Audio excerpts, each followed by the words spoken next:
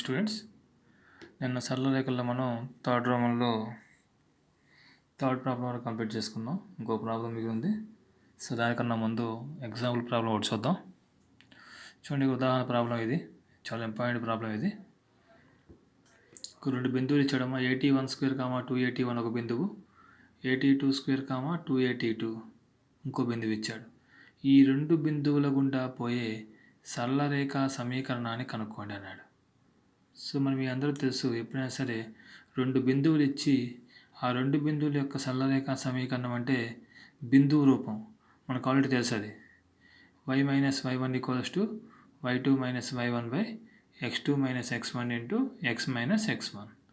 ఇచ్చిన రెండు బిందువులని ఏబి అని తీసుకోండి. వాడు ఇచ్చింది 81² 281, దాన్ని ఏ అనుకోండి. 82² 282, దాన్ని బిందువు బి అని తీసుకోండి. సో ఈ ఫార్ములాలో ఈ బిందువుని ప్రతిక్షేపిద్దాం. y - y1, y1 అంటే ఇక్కడ ఏంది 281, తర్వాత y2 - y1 / x2 - x1. y2 అంటే 282 - 281 / x2 - x1 అంటే 82² - 81² × x - x1. x1 అంటే 81². దాన్ని ప్రతిక్షేపిస్తే ఇక్కడ చూడండి, ఇక్కడ ఇందులో ఈ పైన 282 - 281లో 2a కామన్ తీసుకోవచ్చు. అప్పుడు ఏమవుతుంది, t2 - t1 వచ్చింది లోన. ఇందులో కూడా ఏ కామన్ తీస్తే కింద డినామినేటర్లో హారంలో t2² - t1². మిగతా అంతా యాసిస్గా అట్లాగే రాస్తాం. తర్వాత చూడండి, తర్వాత సేమ్ అంతా పై స్టెప్ యాసిస్గా రాస్తాం కింద కూడా. కాకపోతే ఇక్కడ t2² - t1² ఉంది కదా, దీన్ని a² - b² ఫార్ములా కదా, a - b × a + b అది అప్లై చేస్తాం. అప్పుడు t2 - t1 t2 - t1 cancel అయిపోద్ది. అంటే a² - b² అంటే a - b × a + b కదా. a - b అంటే t2 - t1 × a + b అంటే t2 + t1. ఇక్కడ రెండు క్యాన్సిల్ అయిపోతాయి. 2/t1 + t2 వచ్చింది, సేమ్ మిగతా అంతా. తర్వాత ఈ t1 + t2 అది తీసుకెళ్దాం. ఈ 2తో దీన్ని మల్టిప్లై చేద్దాం, గుణిద్దాం. సో అప్పుడు చూడండి ఏమవుతుందో, y - 281 × t1 + t2 2 × x2x - 281² × 281². తర్వాత yతో ఒకసారి దీన్ని మల్టిప్లై చేద్దాం. y × t1 + t2 minus 281 × t1 + t2, మిగతాది మామూలే. తర్వాత y × t1 + t2 అంతే ఉంచుదాం. ఈ 281లో తీసుకెళ్తే 281 × t1 281² మైనస్ ఇంటూ ప్లస్ అంటే minus 281 t2 that equals to 2x - 281². ఇక్కడ -281 - 281² - 281² క్యాన్సిల్ అయిపోతాయి. సో అన్ని x పదాలు ఒక పక్కకి, y పదాన్ని స్థిర పదాన్ని తీసుకుందాం. 2x ఉంది కాబట్టి 2x అంతే ఉంచుదాం. ఈ y × t1 + t2 తీసుకెళ్తే మైనస్ అయ్యిద్ది. ఈ -281 వెళ్తే ఏమైంది, ప్లస్ అయ్యిద్ది. సో మన సరళరేఖ సమీకరణం వచ్చింది. సో x గుణకం y గుణకం అలాగే స్థిర పదం ax + by + c = 0 ఫామ్లోకి వచ్చింది. సో జనరల్గా ఈ ప్రాబ్లం మనం చేసింది ఏంటంటే, ఒకే ఒకటి రెండు బిందువులు ఇచ్చాడు, ఆ రెండు బిందువులు గుండా పోయే సరళరేఖ సమీకరణం అన్నాడు. సో బిందువు రూపం ఫార్ములా ఏంది, y - y1 = y2 - y1 / x2 - x1 × x - x1. ఇచ్చిన బిందువుల్ని x1 y1 x2 y2 అని తీసుకున్నాను. దీనిలో ప్రతిక్షేపిస్తే మనకి సరళరేఖ సమీకరణం x గుణకం y గుణకం అలాగే స్థిరపదం తీసుకొచ్చాను.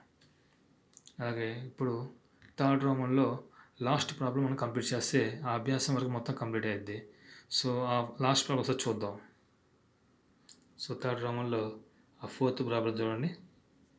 ఒక త్రిభుజానికి a10, 4 b - 4, 9 c - 2, -1 శేషాలు అయితే ఈ 4 బిట్స్ ఇచ్చి 4 కనుక్కోమన్నాడు. ఇందులో ముందు 2 కనుక్కుందాం.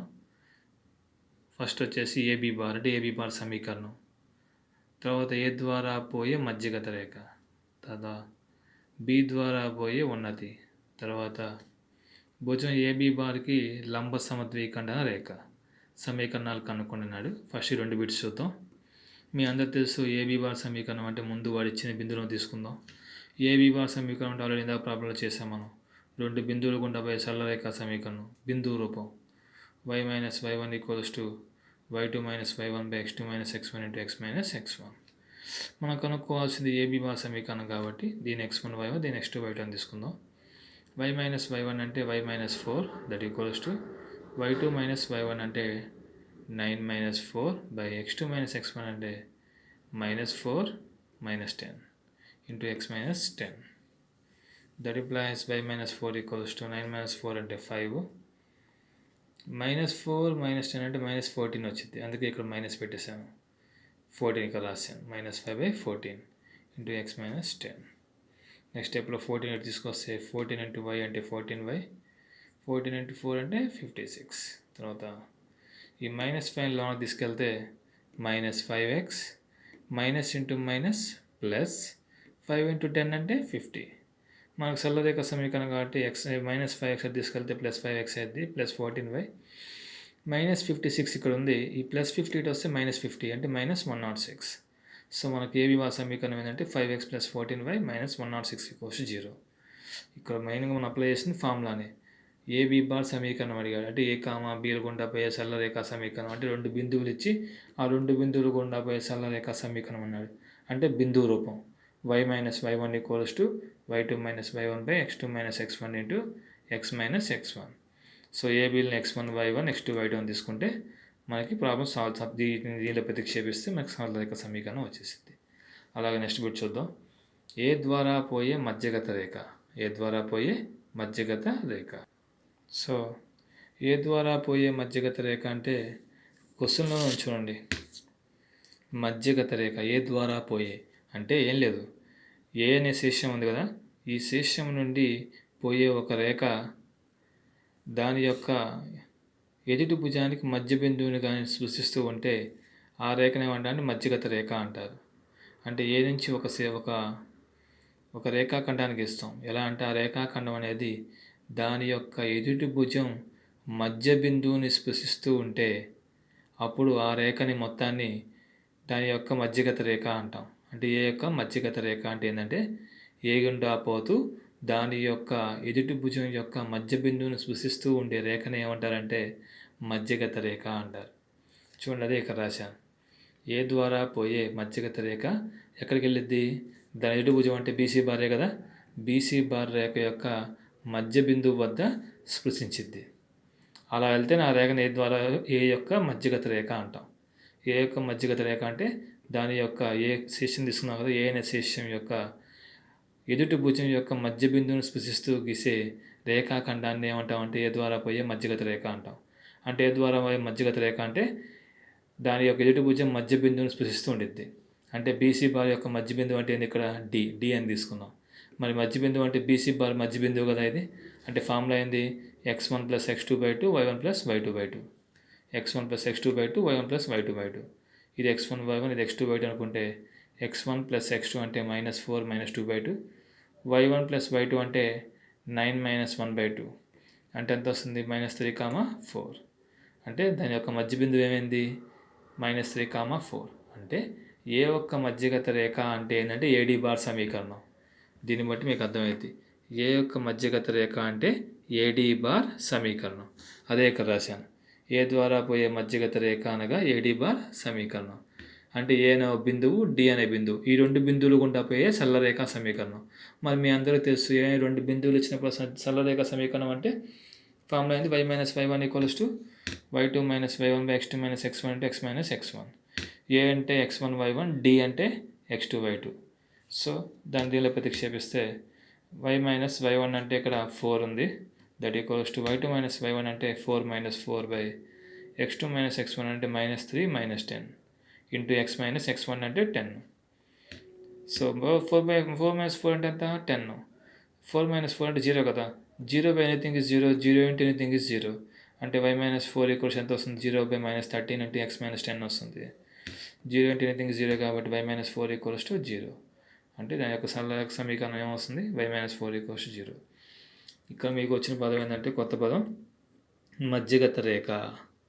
మధ్యగత రేఖ అంటే ఏదైనా ఒక త్రిభుజంలో ఏదైనా ఒక శీర్షాన్ని తీసుకుంటే ఆ శీర్షం నుండి దాని యొక్క ఎదుటి భుజం యొక్క మధ్య బిందువుని స్పృశిస్తూ గీసే రేఖాఖండాన్నే శీర్షం యొక్క మధ్యగత రేఖ అంటారు.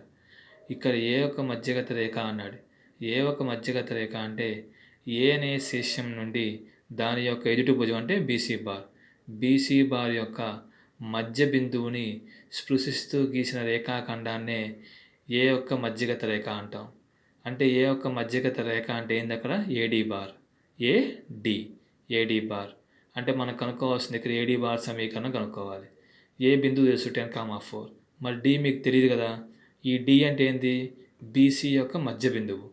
మరి మధ్య బిందువు ఫార్ములా ఏంది బీసీ మధ్య బిందువు అంటే రెండు బిందువులు ఇచ్చినప్పుడు మధ్య బిందువు ఫార్ములా అంటే x1 + x2/2 y1 + y2/2 అంటే -4 ప్లస్ అంటే -2/2 y1 + y2 అంటే 9 - 1/2 అంటే -3,4 అంటే -3,4 ఇది -3,4. ఇప్పుడు ఏ ద్వారా పోయే మధ్యగత రేఖ అంటే ఏంది ఇప్పుడు ఏడీ బార్ సమీకరణం కనుక్కోవాలి. ఏడీ బార్ అంటే ఏ బిందువు తెలుసు డి బిందువు తెలుసు. దీని సమీకరణం అంటే రెండు బిందువులు ఇచ్చినప్పుడు సమీకరణం మనకు తెలుసు కదా. y - y1 = y2 - y1 x2 - x1 × x - x1 substitution చేసి ప్రతిక్షేపిస్తే y - 4 = 0. సో నెక్స్ట్ 2 బిట్స్ మనం నెక్స్ట్ క్లాస్లో కంప్లీట్ చేసుకుందాం. ఇంతవరకు జాగ్రత్త చూడండి ఒకసారి.